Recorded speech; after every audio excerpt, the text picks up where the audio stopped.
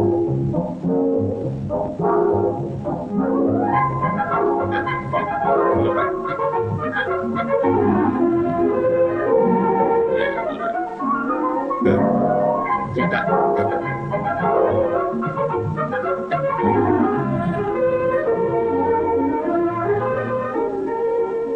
Lieutenant Williams, a police officer attached to the Juvenile Division.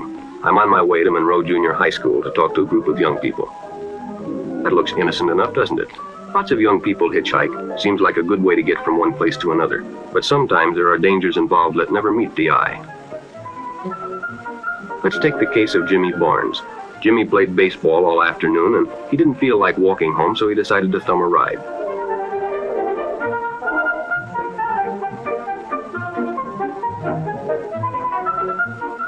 He'd done it 100 times before, and he didn't think anything was unusual when the driver struck up a friendly conversation.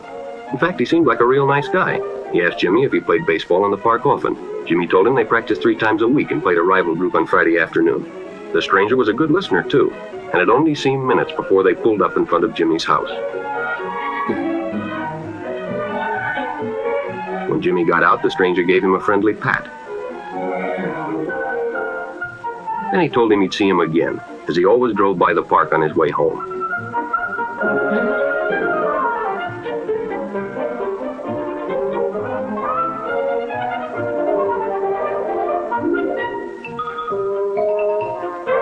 Sure enough, the following day, when Jimmy finished playing ball, well, the man was there waiting.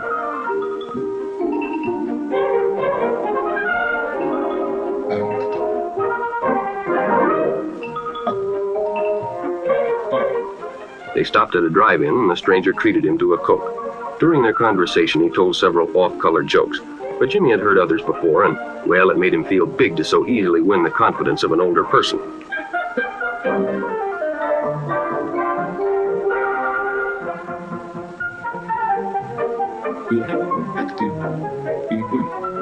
The following Saturday, they went fishing together.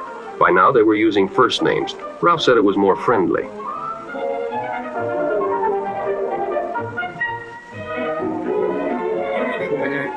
Jimmy hadn't enjoyed himself so much in a long time. Then during lunch, Ralph showed him some pornographic pictures. Jimmy knew he shouldn't be interested, but, well, he was curious.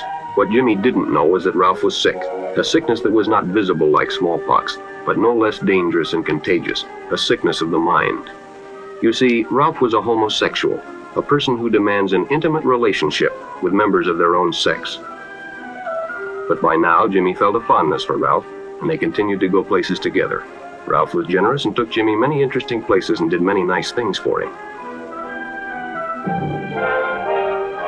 He bought presents and even gave him money, but payments were expected in return. You see, Jimmy hadn't recognized Ralph's approach soon enough. When Ralph first asked Jimmy to go fishing alone, he should have discussed it with his parents or teacher.